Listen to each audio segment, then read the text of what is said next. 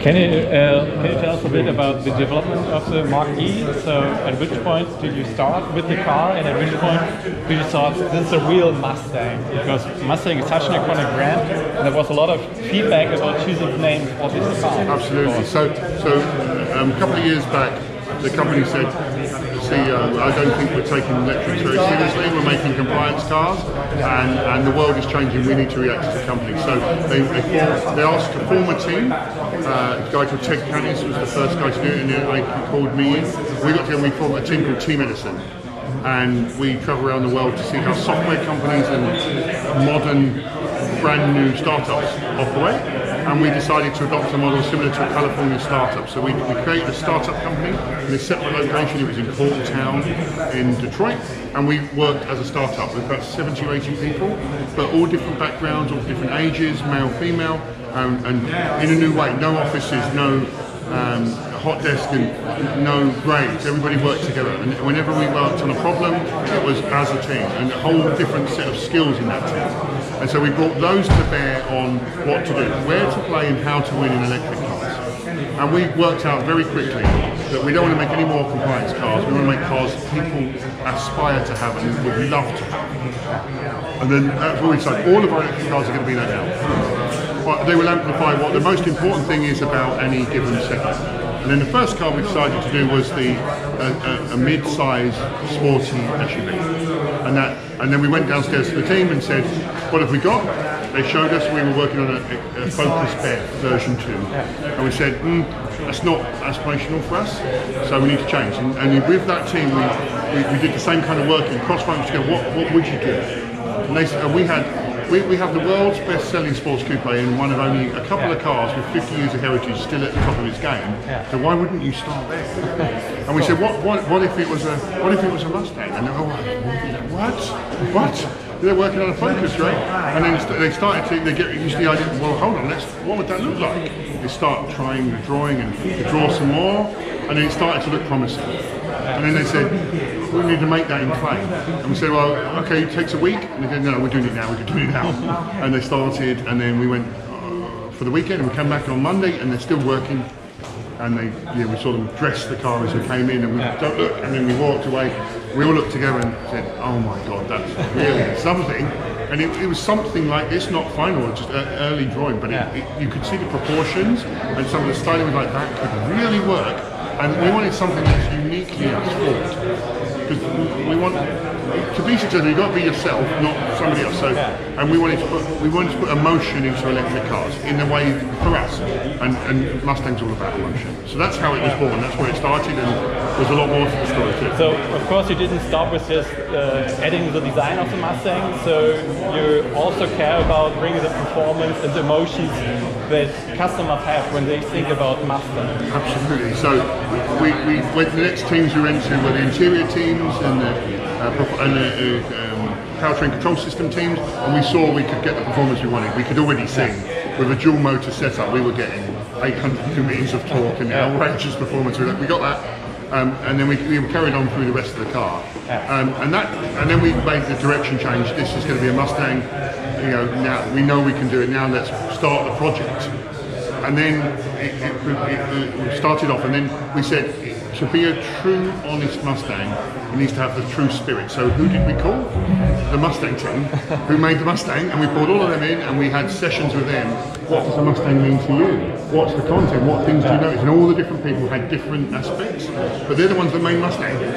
And they told us, and ranging from, well, when I walk up to my Mustang, a Mustang appears on the floor from the light. Have we got that? No, we need that. Okay, and it says ground speed in the cluster. Why? Well, it's from the first Mustang. I want that.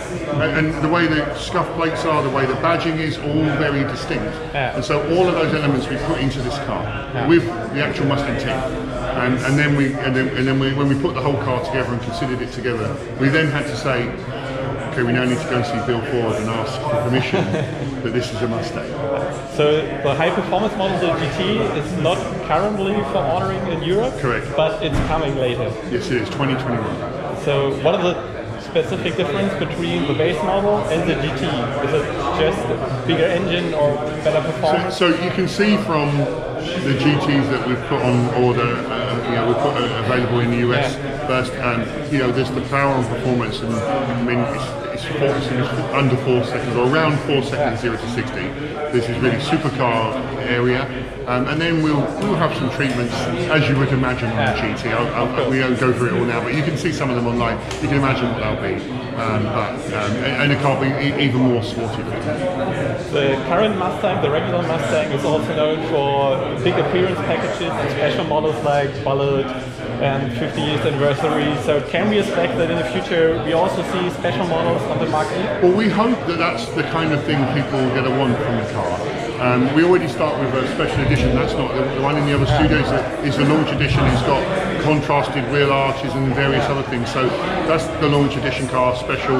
Then we launch some colours, but you can see. But we're going to put, for example, the Grabber blue colour on the GT, and that's a very Mustang colour. It's beautiful, and things like this. We know Mustang enthusiasts love to have unique and special cars that are there. So we're inspired by that. We're going to get these going and running. But I hope that's what people are asking for. If they are, we're going to listen to our customers. One last question. Have you ever thought about adding Shelby to the Mach-E? We're getting this question a lot at the moment. I mean, we're getting moving here.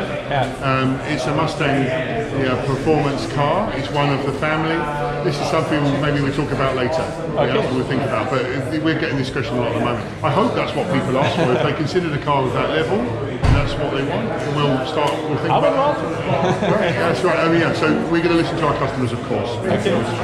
Thank you very much for your time. Thank you. Yeah. Is it already clear what differences will be on the European model? The regular Mustang had some minor changes in the exterior to meet.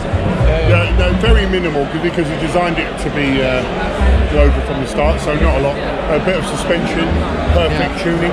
Frankly, the European team are doing such a good job of tuning. Most of it, we'll roll it back to the main car in global. Why not? Right? Who does not want a better suspension? Yeah, you like a bit sharper on the suspension, a bit flatter. I already saw the kite sequential turn signal. Yeah, that's so cool.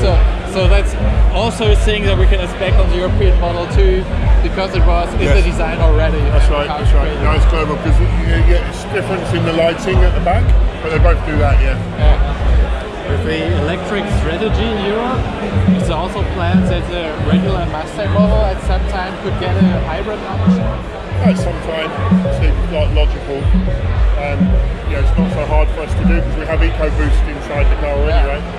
So, I mean, all petrols will go hybrid eventually, have to. But when we do it, we'll make it faster and better. The hard one's the V8, right? I think the most fans are kind of worried that sometimes you will cut out the V8 option, so you don't get the big 5-liter engine. I mean, one day will be consigned to specialists, right? I've got a GT350R with the Voodoo engine in it, and so I would later one day I would say just have the Voodoo engine. That's a special option. It's more expensive, and but that engine's absolutely amazing.